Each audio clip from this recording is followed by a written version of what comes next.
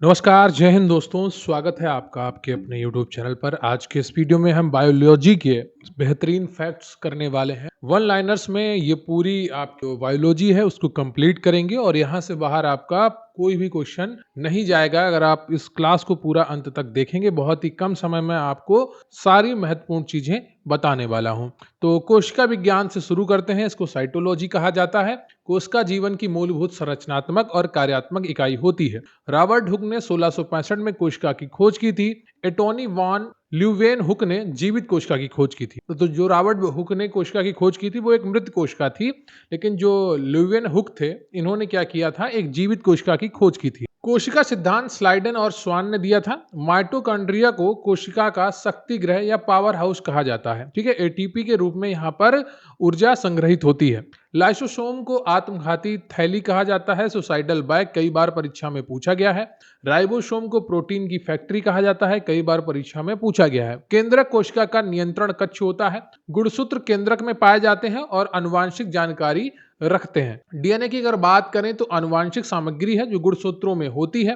Plasma झिल्ली पादप और जंतु दोनों कोशिकाओं में पाई जाती है। कोशिका भित्ति केवल पादप कोशिकाओं में पाई जाती है। जो कोशिका भित्ति है होती है जिसे इंग्लिश में सेल वाल कहते हैं, ये केवल पादप कोशिकाओं में पाई जाती है। पादप कोशिकाओं में बड़ी केंद्रीय रसधानी होती है। क्लोरोप्लास्ट पादप कोशिकाओं में प्रकाश संश्लेषण के लिए जिम्मेदार होता है। तो कई बार परीक्षाओं में पूछा गया है कि प्रकाश संश्लेषण के लिए कौन जिम्मेदार होता है, तो सही उत्तर है आपका क्लोरोप्लास्ट। प्रोकैरियोटिक कोशिकाएं जैसे बैक्टीरिया में होती हैं। सुसंगठित केंद्रक नहीं होता है इन सब में। यूकैरियोटिक कोशिकाएं पादप और जंतुओं में पाई जाती हैं, इनमें सुसंगठित केंद्रक होता है। अब हम बात करेंगे विटामिन की। एक महत्वपूर्ण टॉपिक है। विटामिन शरीर के सामान्य कामकाज के लिए आवश्यक कार्बनिक यौगिक हैं। इन्हें सूक्ष्म पोषक तत्व भी कहा जाता है। विटामिन ए का रासायनिक नाम रेटिनॉल है। कमी से रतौंधी नामक रोग होता है। स्रोत हैं गाजर, दूध, अंडे। विटामिन बी1 का रासायनिक नाम थायमिन है। कमी से बेरी नामक रोग होता है। स्रोत हैं अनाज, फलियां। विटामिन बी2 रासायनिक नाम है राइबोफ्लेविन है। कमी से त्वचा का फटना। स्रोत दूध और अंडे है। विटामिन बी3 की अगर बात करें तो इसका रासायनिक नाम है नियासिन निकोटिनिक अम्ल। कमी से पेलाग्रा रोग होता है। स्रोत है मांस और मूंगफली। विटामिन बी5 की अगर बात करें तो रासायनिक नाम इसका पेंटाथेनिक अम्ल है। कमी से बाल सफेद हो जाते हैं। विटामिन बी6 की बात करें तो रासायनिक नाम है पायरिडॉक्सिन। कमी से एनीमिया त्वचा रोग होता है। विटामिन बी7 की अगर बात करें तो रासायनिक नाम है बायोटीन। कमी से लकवा, बालों का गिरना रोग होता है। विटामिन बी9 की बात करें तो रासायनिक नाम है फोलिक अम्ल। कमी से मेगालोब्लास्टिक एमिया होता है। विटामिन बी12 की अगर बात करें तो इसका नाम है साइनोकोबालामिन। इसमें कोबाल्ट धातु पाई जाती है। कमी से पर्नीसियस एनीमिया होता है। और विटामिन बी12 की अगर आपके शरीर में कमी है तो हो सकता है आपके बालों का गिरना, नाखूनों का फटना आम बात हो जाए। विटामिन सी की अगर बात करें रासायनिक नाम होता है एस्कॉर्बिक अम्ल। कमी से स्कर्बी नामक रोग होता है। स्रोत हैं खट्टे फल जैसे नींबू, संतरा, आंवला। विटामिन डी की बात करें तो रासायनिक नाम कैल्सीफेरोल होता है। कमी से रिकेट्स बच्चों में और ऑस्टियो मलेशिया वयस्कों में होता है। स्रोत है सूर्य का प्रकाश, मछली का तेल। विटामिन ई की अगर बात करें तो रासायनिक नाम होता है टोकोफेरॉल। कमी से जनन शक्ति में कमी आती है। स्रोत है अंकुरित अनाज और वनस्पति तेल। विटामिन के की अगर बात करें तो रासायनिक नाम है फिलोक्यूनोन। रक्त का थक्का जमने में सहायक होती हैं। कमी से रक्त का थक्का देर से जमता है।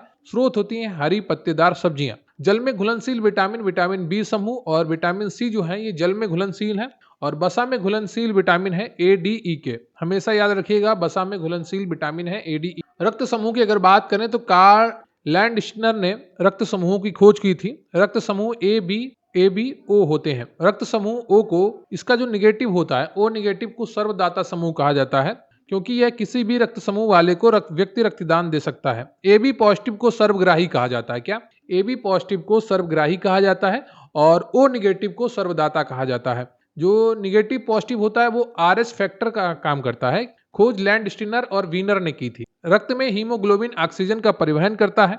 रक्त का पीएच मान लगभग 7.4 होता है। हल्का क्षारीय होता है। रक्त का तरल भाग प्लाज्मा कहलाता है। यह लगभग 55% होता है। श्वेत रक्त कोशिकाएं डब्ल्यूबीसी शरीर को संक्रमण से बचाती हैं। इनका जीवन काल सबसे कम होता है। लाल रक्त कोशिकाएं आरबीसी ऑक्सीजन का परिवहन करती हैं। प्लेटलेट्स रक्त का थक्का जमाने में मदद करते हैं और इनका जीवन काल सबसे अधिक होता है। हार्मोन और ग्रंथियां, अंतरस्रावी ग्रंथियां जिन्हें एंडोक्राइन ग्लैंड्स कहते हैं, हार्मोन सीधे रक्त में स्रावित करती हैं।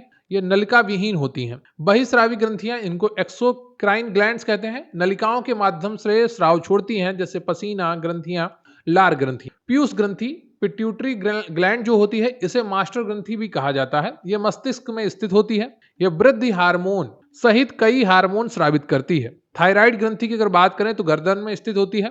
थायरोक्सिन हार्मोन स्रावित करती है, जो उपापचय को नियंत्रित करता है। आयोडीन की कमी से घेंगा रोग होता है। पैराथायराइड ग्रंथि, थायराइड ग्रंथि के पीछे स्थित होती है।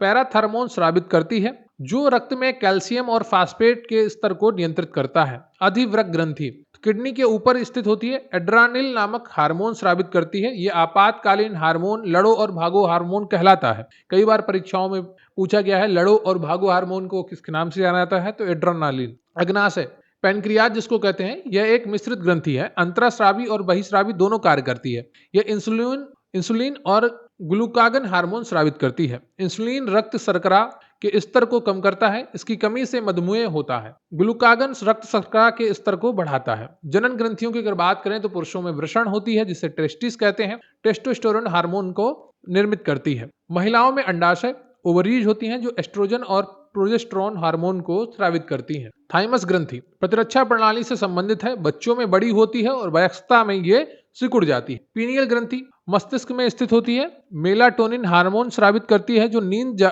जागने के चक्र को नियंत्रित करता है। अब मानव कंकाल तंत्र और हड्डियां। मानव शरीर में कुल 206 हड्डियां होती हैं। नवजात शिशु में लगभग 300 हड्डियां होती हैं। मानव शरीर की सबसे लंबी हड्डी फीमर होती है, जो जांग में होती है। मानव शरीर की सबसे छोटी हड्डी स्टेप्स होती है, जो आपके कान में होती है। मेरुदंड में 33 बच्चों में और 26 वयस्कों में कशेरुकाएं होती हैं। पसलियां की संख्या 12 जोड़ी होती है, यानी कि टोटल 24 होती है। खोपड़ी में 22 हड्डियां होती हैं, 8 कपाल की और 14 चेहरे की। अस्थि जोड़ को लिंगामेंट कहते हैं, जो हड्डियों को जोड़ के रखते हैं। मांसपेशी अस्थि जोड़ को टेंडन कहते हैं। ठीक है।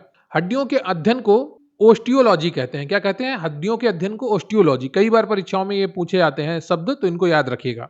मानव शरीर में कुल 639 मांसपेशियां होती हैं। अक्षीय कंकाल, खोपड़ी, मेरुदंड, पसलियां, स्टर्नम, 80 हड्डियां होती हैं यहाँ पर। उपांगीय कंकाल, हाथ पैर की हड्डियां, कंधे और कूल्हे की हड्डियां होती हैं। यहाँ पर 126 हड्डियां होती हैं। महत्वपूर्ण खोजें और उनके वैज्ञानिक। पेंसिलिन की खोज अलेक्जेंडर फ्लेमिंग ने की थी। रक्त परिसंचरण की खोज विलियम हार्वे ने की थी। रेबीज टीके की खोज लुई पाश्चर ने की थी। चेचक के टीके की खोज एडवर्ड जेनर ने की थी। आनुवंशिकता के नियम को ग्रेगर जॉन मेंडल ने दिया था। इन्हें आनुवंशिकी का जनक कहते हैं। डीएनए की डबल हेलिक्स संरचना की खोज जेम्स वाटसन और फ्रांसिस क्रिक ने की। कोशिका की खोज रॉबर्ट हुक ने की थी। बैक्टीरिया की खोज एंटोनी वॉन ल्यूवेन हुक ने की थी। जीवाणु विज्ञान के जनक लुई पाश्चर हैं। आधुनिक आनुवंशिकी के जनक टी.एच. मॉर्गन है। भारतीय जीवाश्म विज्ञान के जनक बीरबल साहनी है। रक्त समूह की खोज कार्ल लैंड स्टीनर ने की थी। इंसुलिन की खोज फ्रेडरिक वेंटिक और चार्ल्स वेस्ट ने की। पोलियो टीके की खोज ओरल की थी अल्बर्ट साबिन ने, और पोलियो टीकों की खोज इंजेक्टेबल की थी जोनास साल्क ने। विकासवाद का सिद्धांत चार्ल्स डार्विन ने दिया था। प्राकृतिक चयन दो। उत्परिवर्तन का सिद्धांत ह्यूगो डी व्रिश ने दिया था। श्वेत रक्त कणिकाओं का मुख्य कार्य रोग प्रतिरोधक क्षमता बढ़ाना होता है। विटामिन शब्द का प्रयोग फंक ने किया था। क्लोरोफिल में मौजूद धातु मैग्नीशियम होती है। विभिन्न वैज्ञानिक शब्द और उनकी परिभाषाओं की अगर बात करें तो जीव विज्ञान को बायोलॉजी कहते हैं। इसके अंतर्गत जीवों का अध्ययन किया जाता है। वनस्पति विज्ञान को बॉटनी कहते हैं। इसके अंतर्गत पौधों का अध्ययन होता है। जंतु विज्ञान जूलॉजी, जंतुओं का अध्ययन। इकोलॉजी, जीवों और उनके पर्यावरण के बीच संबंधों का अध्ययन। जेनेटिक्स, आनुवंशिकता और विभिन्नताओं का अध्ययन। साइटोलॉजी, कोशिका का अध्ययन। हिस्टोलॉजी, ऊतकों का अध्ययन। एनाटॉमी, शरीर की संरचना का अध्ययन। फिजियोलॉजी, शरीर के कार्यों का अध्ययन। माइक्रोबायोलॉजी, सूक्ष्म जीवों का अध्ययन। एंटोमोलॉजी, कीटों का अध्ययन। ऑर्निथोलॉजी, पक्षियों का अध्ययन। ओफियोलॉजी, सांपों का अध्ययन। फाइकोलॉजी, शैवाल का अध्ययन। माइकोलॉजी, कवकों का अध्ययन। पैथोलॉजी, रोगों का अध्ययन। नेफ्रोलॉजी, किडनी का अध्ययन। ऑन्कोलॉजी, कैंसर का अध्ययन। ऑस्टियोलॉजी, हड्डियों का अध्ययन। हेप्टोलॉजी, यकृत या लीवर का अध्ययन। बायोप्सी, जीवित ऊतक की जांच करना। ऑटोप्सी, मृत्यु के कारण का पता लगाने के लिए शव की जांच करना, जिसको पोस्टमार्टम कहते हैं। स्टोमेटा, पौधों में गैसों के आदान प्रदान के लिए छोटे छिद्र होते हैं। प्रकाश संश्लेषण हरे पौधों में होता है। तो हरे पौधे सूर्य के प्रकाश का उपयोग करके भोजन के बनाने की प्रक्रिया क्या कहलाती है? प्रकाश संश्लेषण कहलाती है। श्वसन की अगर बात करें, भोजन से ऊर्जा मुक्त करने की प्रक्रिया है। किण्वन की बात करें तो ऑक्सीजन की अनुपस्थिति में ग्लूकोज का टूटना किण्वन कहलाता है। पुनर्जनन, खोए हुए शरीर के अंगों को फिर से विकसित करने की क्षमता, जैसे प्लेनेरिया। क्लोनिंग, एक जीव की आनुवंशिक रूप से समान प्रतिलिपि बनाना। परागण, पराग कणों का पराग कोश वर्तिकाग्र तक स्थानांतरण क्या कहलाता है? परागण कहलाता है। निषेचन की अगर बात करें तो नर और मादा युग्मकों का संलयन। टीकाकरण, प्रतिरक्षा विकसित करने के लिए टीका लगाना। एंटीबॉडी, प्रतिरक्षा प्रणाली द्वारा उत्पादित प्रोटीन जो हानिकारक पदार्थों को बेअसर करते हैं। एंटीजन, वह पदार्थ जो शरीर में प्रतिरक्षा प्रक्रिया को उत्तेजित करता है। पाचन, जटिल भोजन को सरल पदार्थों में तोड़ना। उत्सर्जन, शरीर से अपशिष्ट पदार्थों को बाहर निकालना। समसूत्री विभाजन, कायिक कोशिकाओं में कोशिका विभाजन। अर्धसूत्री विभाजन, जनन कोशिकाओं में कोशिका विभाजन। क्लोरोफिल, पौधों में हरा वर्ण और विकास संश्लेषण के लिए आवश्यक होता है। अस्थि मज्जा, हड्डियों के अंदर का ऊतक जहां रक्त कोशिकाएं बनती हैं, इसको बोन मैरो कहते हैं। तंत्रिका तंत्र, नर्वस सिस्टम, शरीर के कार्यों को नियंत्रित और समन्वित करने वाला तंत्र। नेफ्रॉन, किडनी की कार्यात्मक इकाई। एल्वियोली, फेफड़ों में छोटी वायु थैलियां जहां गैसों का आदान प्रदान होता है। विली, छोटी आंत में छोटी उंगली जैसे अनुमान पोषक तत्वों के अवशोषण के लिए सतह क्षेत्र बढ़ाते हैं। प्रोटीन, शरीर के निर्माण खंड अमीनो एसिड से बने होते हैं। कार्बोहाइड्रेट, शरीर के लिए ऊर्जा का मुख्य स्रोत है। वसा, ऊर्जा भंडारण और इंसुलेशन के लिए। रेडॉक्स अभिक्रिया, जिसमें ऑक्सीकरण और अपचयन दोनों होते हैं। परासरण, एक अर्धपारगम्य झिल्ली के माध्यम से विलायक अणुओं का कम सांद्रता से अधिक सांद्रता की ओर जाना परासरण कहलाता है। रोग और उनके कारक की अब हम बात करने वाले हैं। वीडियो को लाइक कर लीजिएगा, चैनल पर नया है चैनल को सब्सक्राइब कर लीजिएगा। बहुत ही इंपॉर्टेंट क्लास है, यहाँ से आपकी परीक्षा में प्रश्न बनेंगे ही। जीवाणु जनित रोग, हैजा है, टाइफाइड है, टीबी है, टेटनस है, कुष्ठ रोग है, निमोनिया है। विषाणु जनित रोग की अगर बात करें तो एड्स है, पोलियो है, खसरा है, डेंगू है, चिकनगुनिया है, इन्फ्लुएंजा है, हेपेटाइटिस है। प्रोटोजोआ जनित रोग मलेरिया है, अमीबियासिस है, कालाजार है। कवक जनित रोग दांत खाज, एथलीट फुट है। अनुवांशिक रोग में हीमोफीलिया आता है, सिकल सेल एनीमिया आता है, कलर ब्लाइंडनेस आता है। हीमोफीलिया रक्त का थक्का न जमना, इसे शाही बीमारी भी कहते हैं। एड्स HIV वायरस के कारण होता है, प्रतिरक्षा प्रणाली को यह कमजोर करता है। मलेरिया प्लाज्मोडियम नामक प्रोटोजोआ से होता है, मादा एनाफ्लीज मच्छर इसका वाहक है। टीबी यानी कि क्षय रोग माइकोबैक्टीरियम ट्यूबरक्लोसिस नामक जीवाणु से होता है। डेंगू की बात करें तो एडिस इजिप्टी मच्छर के काटने से होता है। पादप विज्ञान के अतिरिक्त महत्वपूर्ण तथ्यों की अगर बात करें तो पादप जगत का उभयचर ब्रायोफाइटा होता है। प्रकाश संश्लेषण की दर सर्वाधिक लाल प्रकाश में होती है, प्रकाश संश्लेषण की दर न्यूनतम हरे प्रकाश में होती है। जाइलम की अगर बात करें तो पौधे में जल और खनिज परिवहन करता है। फ्लोएम, पौधों में तैयार भोजन का परिवहन का कार्य करता है, तो जाइलम और ये कार्य करते हैं फ्लोएम। रूट कैप, जड़ के शीर्ष को मिट्टी में बढ़ते समय सुरक्षा प्रदान करता है। पर्णहरित क्लोरोफिल, पौधों को हरा रंग देता है और प्रकाश संश्लेषण में मदद करता है। पारिस्थितिकी तंत्र, शब्द एजी टेंसले ने दिया। पादपों में लैंगिक जनन का अंग पुष्प होता है। वायु प्रदूषण का सबसे अच्छा संकेतक लाइकेन होता है। रबर के पेड़ से प्राप्त लेटेक्स का उपयोग रबर बनाने में होता है। सिनकोना पौधे की छाल से प्राप्त दवा है। कुनैन मलेरिया के उपचार में प्रयोग होती है। अफीम पौधे के किस भाग से प्राप्त होता है? कच्चे फल से। प्याज में खाद्य भाग तना होता है। गाजर में खाद्य भाग जड़ होती है। आलू में खाद्य भाग तना होता है। मानव शरीर के कुछ महत्वपूर्ण इंपॉर्टेंट फैक्ट्स हैं। मानव शरीर का तापमान 98.6 डिग्री फ़ारेनहाइट होता है या 37 डिग्री सेल्सियस होता है। मानव मस्तिष्क का सबसे बड़ा भाग सेरिब्रम होता है। मानव शरीर का सबसे बड़ी जो ग्रंथि है वो यकृत लीवर होती है। मानव शरीर की सबसे बड़ी हड्डी जो है वो फीमर होती है। मानव शरीर की सबसे छोटी हड्डी जो है वो स्टेप्स होती है। मानव शरीर की सबसे छोटी ग्रंथि पीयूष ग्रंथि होती है। मानव शरीर में मांसपेशियों की संख्या लगभग 639 है। सामान्य मनुष्य का रक्तचाप 120 से 80 mmHg होता है। लाल रक्त कणिकाओं का जीवन काल 100 से 120 दिन होता है। श्वेत रक्त कणिकाओं का जीवन काल 2 से 4 दिन होता है।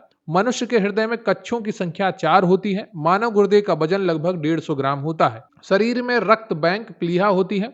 शरीर में जल की मात्रा लगभग 60 से 70% होती है। मस्तिष्क का वजन लगभग 1300 से 1400 ग्राम होता है। पेट में अम्ल हाइड्रोक्लोरिक अम्ल होता है। दूध को दही में बदलने वाला जीवाणु लैक्टोबैसिलस होता है। ठीक है, कई बार परीक्षाओं में पूछा गया। मानव शरीर में क्रोमोसोम की संख्या 23 जोड़ी यानी कि 46 होती है। कितने होते हैं गुणसूत्र? 23 जोड़ी यानी कि 46। मानव शरीर में सबसे बड़ी कोशिका तंत्रिका कोशिका होती है, न्यूरॉन जो कहलाती है। मानव शरीर में सबसे छोटी कोशिका शुक्राणु होती है, जो स्पर्म कहलाती है। आरबीसी का जो कब्रिस्तान है वो प्लीहा कहलाता है, कई बार परीक्षाओं में पूछा गया। तो ये रहे आपके लगभग 250 से 300 फैक्ट्स बायोलॉजी के, जो बहुत ही महत्वपूर्ण है, आपकी परीक्षा में बार-बार पूछे जाते हैं। उम्मीद करता हूँ आपको क्लास बहुत ही अच्छी लगी होगी और बहुत ही कम समय में आपने बायोलॉजी का एक बहुत अच्छा रिवीजन कर लिया होगा। मिलते हैं अगले वीडियो में, तब तक के लिए जय हिंद, जय भारत।